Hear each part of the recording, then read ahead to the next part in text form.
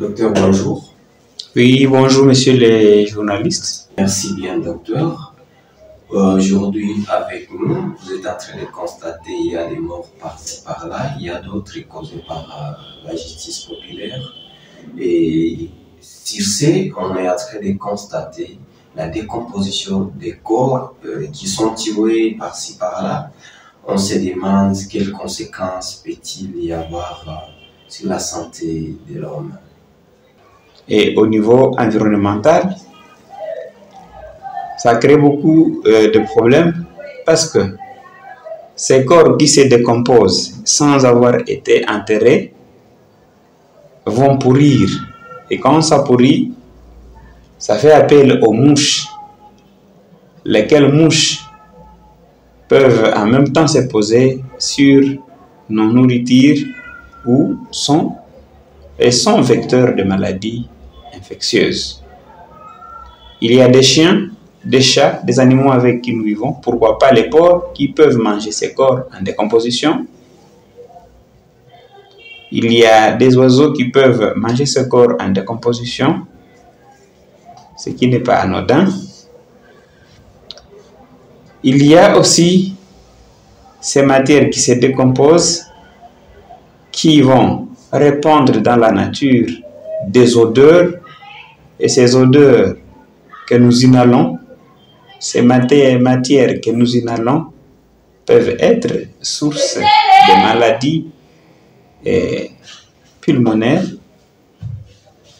En dehors de ça, ces matières qui se décomposent et qui s'infiltrent dans le sol sous le feu de la pluie peuvent atteindre la nappe aquifère et à travers et infecter l'eau que nous buvons.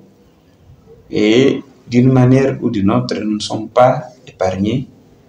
Et disons que ça a beaucoup de conséquences qui peuvent nuire à la santé de l'homme. Toutes ces matières en décomposition sont sources d'infection. S'il y a une population qui vit au bord du lac, elle est très exposée. Et si de surcroît cette population utilise l'eau du lac comme boisson ou de cette rivière-là, vous comprenez que le risque d'infection, le risque d'attraper des maladies est multiplié. Et donc, on conseillerait à cette population de ne pas utiliser de l'eau polluée. Du moins, désinfecter cette eau, il y a des traitements appropriés, ou alors la bouillir avant de l'utiliser. Ce qui est très difficile dans nos contextes parce que même pour avoir du bois de chauffage ou de braise pour chauffer cette eau régulièrement, c'est un autre problème. Et aussi, il y a une composante psychologique et éducationnelle. Les gens ne sont pas éduqués suffisamment. Il faut une éducation sanitaire appropriée. Et donc, le problème reste nombreux, mais on peut commencer par faire une éducation sanitaire et dire à cette population d'éviter d'utiliser cette eau qui est souillée, ou sinon, il faut la purifier avant de l'utiliser. Il faut prendre soin d'enterrer tous ces cadavres. Au lieu de les laisser gîre sur le sol, il faut prendre soin de les enterrer, et en les enterrant, au moins on sait que on épargne la population de plusieurs maladies. Imaginez-vous, par exemple, que ce soit un homme qui est atteint d'une maladie transmissible, comme Ebola, qu'on a attrapé.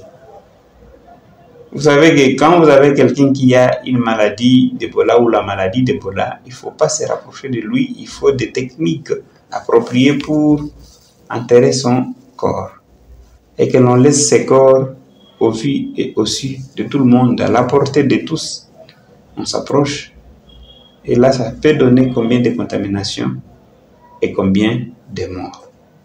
Donc, il faudrait prendre soin de ne pas laisser les cadavres gîre sur le sol, pourrir sur le sol, dans l'environnement, polluer l'environnement, mais plutôt, dès qu'il y a un cadavre, l'enterrer correctement et prendre soin n'est-ce pas, de détraumatiser et tous ceux qui ont vécu la scène. Le dernier message que je peux dire est que le stress est un facteur important des maladies. Ça entraîne beaucoup de maladies.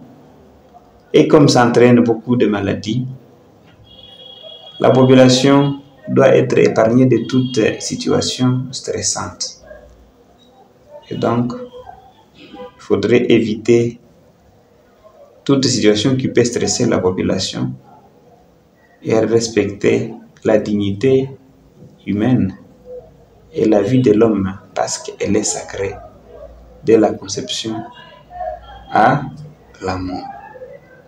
De ne pas salir notre environnement parce que nous avons besoin d'un air pur, nous avons besoin d'une eau potable, nous avons besoin d'une vie saine.